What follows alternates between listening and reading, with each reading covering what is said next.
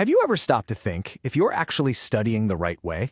I mean, we spend so many years of our lives learning things, but almost nobody ever teaches us how to learn. Well, that's all about to change. We're going to break down the science of learning into 3 simple, super powerful pillars. But before we get into all that, I want to start with just one number, 10%. This single number might just explain why so much of your hard work feels like it's going down the drain. Yep, that's right.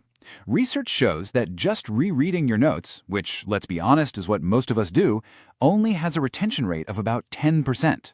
Think about that for a second. You could spend hours highlighting and rereading only to forget 90% of it. It's a massive amount of work for a tiny, tiny return. To put it another way, you could be wasting the vast majority of your study time and not even know it. Now, this isn't because you're lazy or you're not trying hard enough. It's actually because you've probably fallen into a really common trap. Let's just call it the study trap.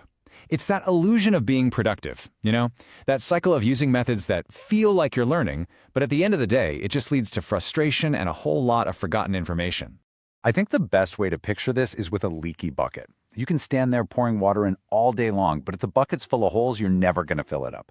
Well, passive study techniques like rereading and highlighting, those are the holes in your learning bucket. So the question is, how do we patch those holes?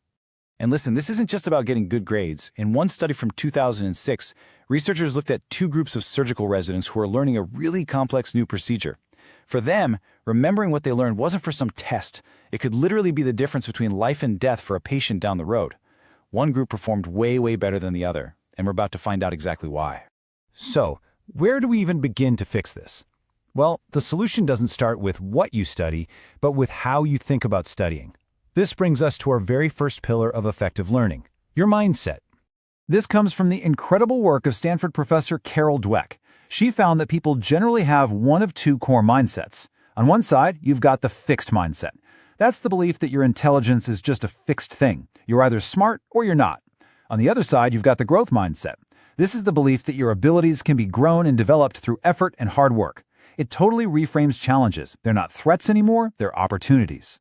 And this isn't just some feel-good motivational talk, okay? Adopting a growth mindset leads to real, tangible results. You become more resilient when you fail. You're not afraid to tackle tough problems. And, no surprise, you end up achieving more.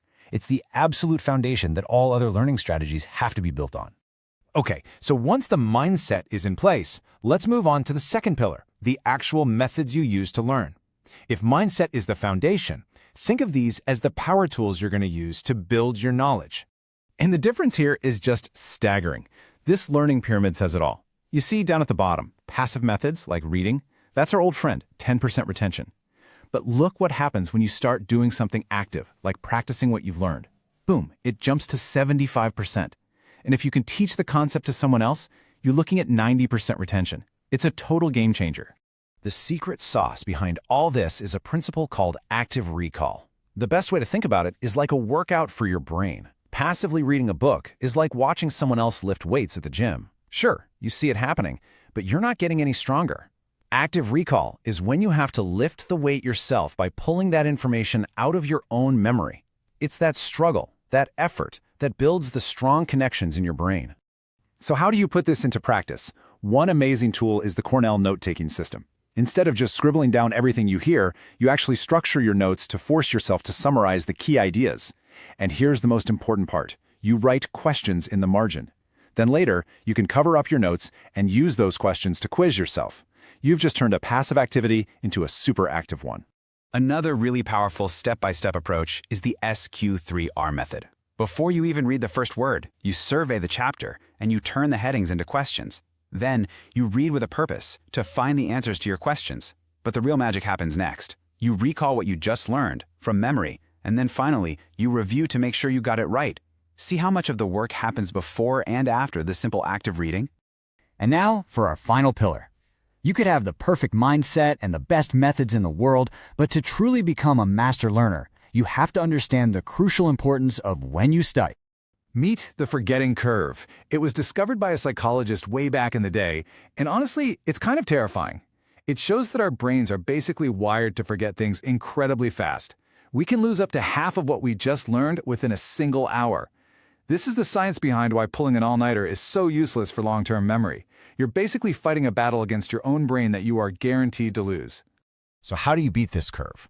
Well, there's a ridiculously effective way, and it's called spaced repetition.